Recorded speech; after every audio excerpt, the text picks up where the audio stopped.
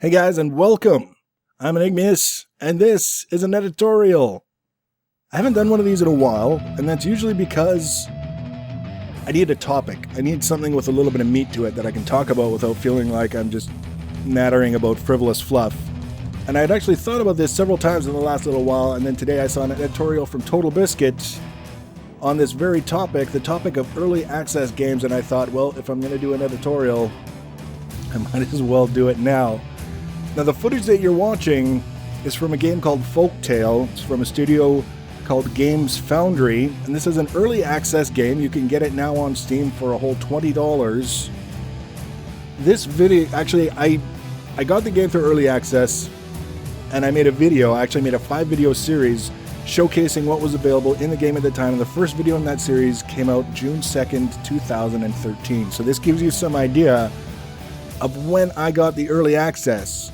Over 6 months ago now, I get on the early access for this game.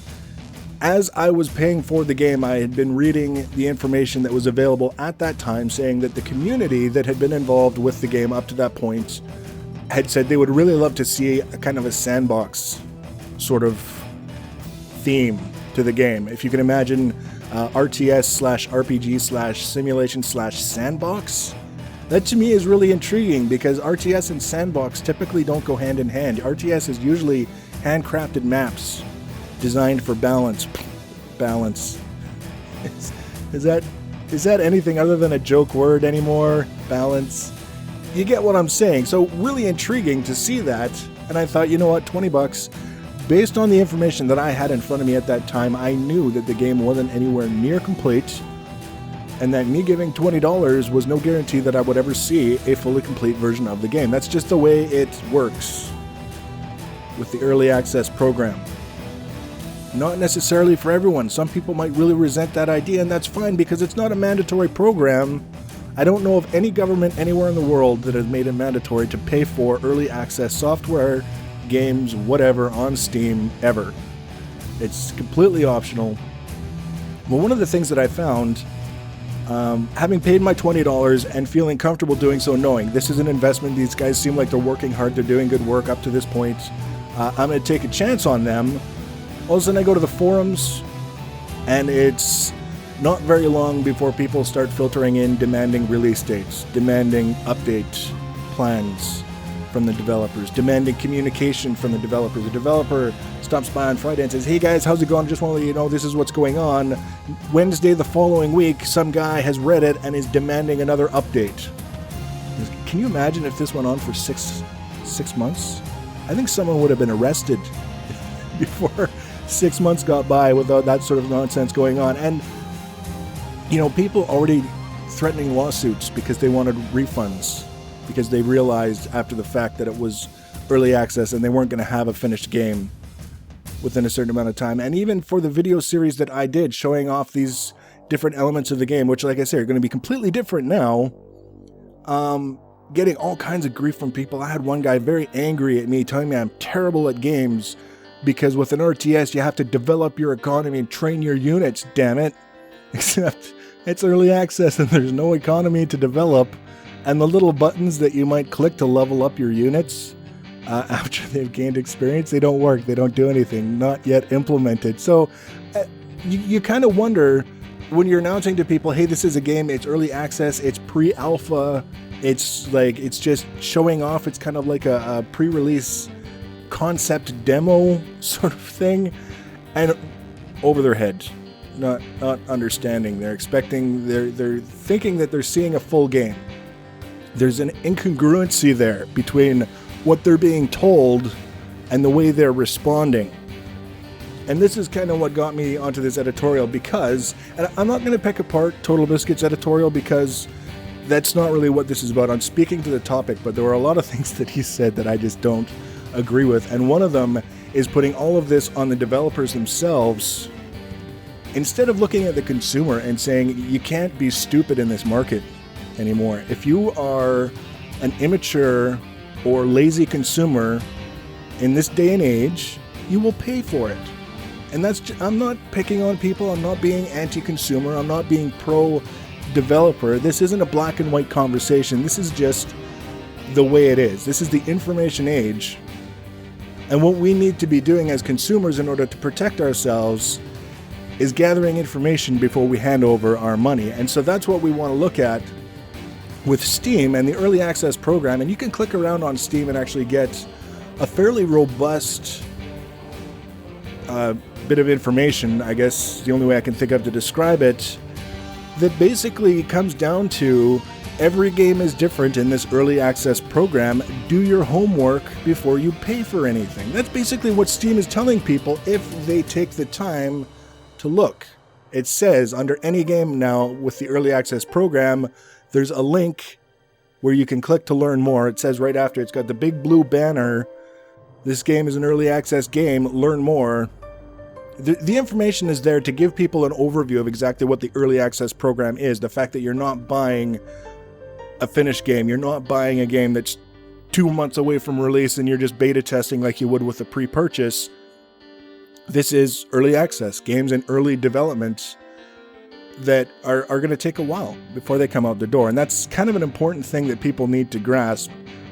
And one of the things then is, that's the overview. This is how to not fail at being an early access consumer. The second step is to find an early access game that intrigues you, and then take a look. What information is available? What is the developer saying about the game? What are the people in the Steam forums for that game saying about the game? There's all kinds of information out there to be had, and sometimes all the information you need is that you don't feel there's enough information. That's it. If I go to the Steam forum or, the developer's blog or whatever for a particular game that was intriguing, and I'm not satisfied after reading everything that was available to me that it's going to be something that I'm comfortable handing over my money for, the answer is no. That doesn't mean if there's 300 threads in the forum, I'm going to read all 300. It means I've reached a point where I'm not willing to dig for any more information. I'm just not satisfied that I have enough information to make a decision. See ya. Problem solved. That's, again, the consumer taking control of the situation instead of being sheep and just throwing our money all over the place and then being mad when people that we don't really like got a hold of it.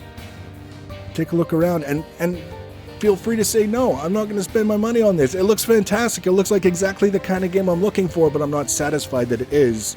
So I'm going to wait, and I'll give you my money if and when I'm confident that you're going to do something useful with it. That's kind of the key, I think, for the early access program as far as the consumer goes. And that was one of the things that was completely absent from TB's editorial, was the consumer's responsibility to inform themselves, and if they don't have the information that they're looking for, to just simply not spend their money. And that is the best way to send feedback to a company, is to not give them your money. If you come up and say, hey, Mr. Guy, you're an asshole, here's $20, he won. He's not there to be your friend, he's there to get your money, and you gave it to him. You're telling him whatever he's doing is enough to get your money. So stop giving money to people that make you mad. That's the beginning and the end of the solution. Now, the thing is, I think there's a little bit of a question of the morality of this from a consumer's perspective. Is it fair that companies are able to ask for our money and potentially not give us anything in return? Because if Folktale, if GamesFoundry were to say to me, Folktale we ran out of money, we can't develop it anymore. We took on more than we could handle. We're not going to be continuing development, and we are not in a position to offer you a refund, I would be disappointed. I think, is it wrong? Is it awful? Does it automatically make them horrible people? Not necessarily. There's room where there's a will, there's a way. If someone wants to be a dick and take your money, they're going to find a way to be a dick and try and take your money. There's that element that has nothing to do with the way in which they do it. Think of it in the sense of Kickstarter. Because these programs are extremely similar. Kickstarter, Bob says he's got a widget that's going to revolutionize the world, and he needs some money to get this thing tested and to market. And you give him, X number of dollars, and other people give him enough to reach his goal. He gets the money. Oh, widget, I meant washer, and there's not much you can do with the washer. Sorry, guys. and all your money's been spent on R&D, so there's nothing I can do for you. It's a thing. It's Kickstarter, going in that you can give money to a project that may never see a reward. It's an investment, and every investment comes with a risk. To me, it's the same with the early access program, because it's early access program. If it was in a saleable state, it wouldn't be in the early access program. It would be in the full retail release category, and we wouldn't be having this discussion. But because it's early access, to me, there's that risk that I know going in, and that's why I do the research more so than any other game that I might consider buying. It's easy to find a forum dedicated to a game that's already been released in the retail world and get a feel for what people are saying about it. With early access, when people are just kind of getting a feel for what works and what doesn't work and what's a bug and what's missing and all this other stuff, it maybe take a little bit longer to get that information that we're looking for before we make that buying decision. And that's fine. That's part of the process. And also understanding going in that it's not a morality issue, the fact that there's some risk involved. It's just the name of the game. And if you're not prepared to take that risk, then the solution is very simply to not hand over your money. This is the thing. It's like they don't have a hook with your money on it that they can pull it out of your hands or something. It's your money in your pocket. Keep it there. If you're not willing to hand it over, don't. You can't say, oh, but you had such a wicked screenshot, dude. I had no choice. No, you had a choice. You had a choice, and you need to exercise that choice, and you need to do so intelligently. And if you get a little bit lazy, if you take a bit of a risk and it doesn't pay off, you know what? You can go after the people who screwed you over if they truly screwed you over and it just wasn't a case of bad luck. But ultimately, we have to accept our own responsibilities.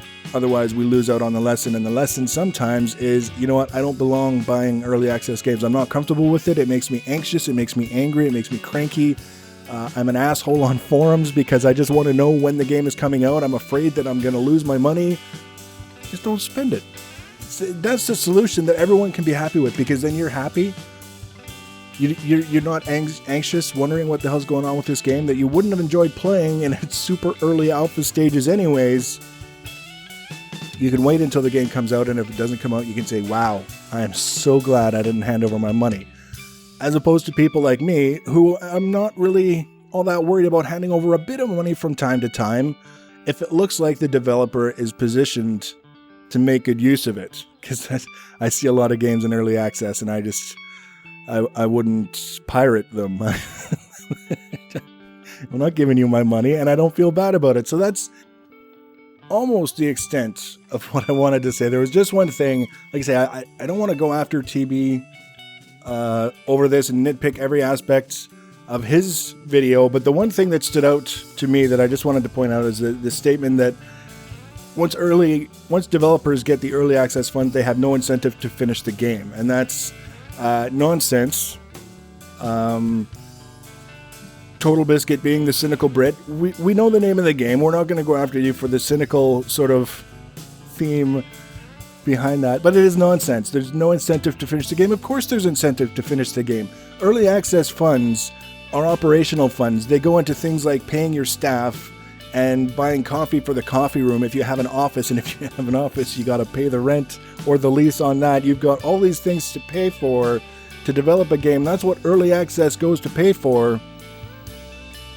Nobody's getting rich on early access funds. The goal, now that you've got this little army of marketers who have paid for the game, is to make the best damn game you possibly can, so these people are happily chirping on the forums about what a great game it is, so when the real launch comes around and all the people who didn't know about early access or who aren't comfortable with early access can see, hey, this is a pretty fantastic game, now all of a sudden you're making some pocket money, you're making some vacation money, you're making some Mercedes money, whatever it takes, whatever the goal was. It's not coming from the early access funds, and let's not pretend like we're making people rich by handing over money for early access games. It's expensive to run a business. Total Biscuit knows that. I don't think we need to be going after them that hard and breeding that kind of cynicism in the gaming community. There's plenty of incentive to finish the game. You just have to put your money behind games that look like they've got a future, and not the games that you wouldn't even pirate. So I'm going to leave it there. If you want to leave your comments and feedback below, feel free to do that. Just keep it civil. If you want to see when I add a new video to my channel, the easiest way to do that is to subscribe, but you can also get it from following me on Twitter at Enigmius1 or on the Google Plus Enigmius1. Thanks for watching, guys, and take care.